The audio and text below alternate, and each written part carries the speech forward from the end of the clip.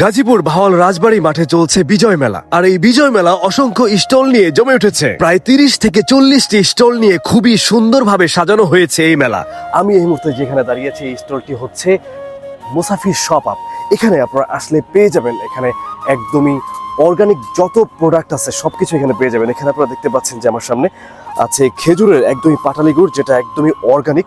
এরপরে এখানে সরিষার তেলের আইটেম আছে। এরপরে এই যে দেখেন ঘি আছে। সমস্ত অর্গানিক পণ্য যদি আপনারা পেতে চান হাতের কাছে, তাহলে অবশ্যই আপনাদের এই রাজবাড়ী মাঠের এই অর্গানিক মুসাফির শপ আপে আপনাদের আসতে হবে।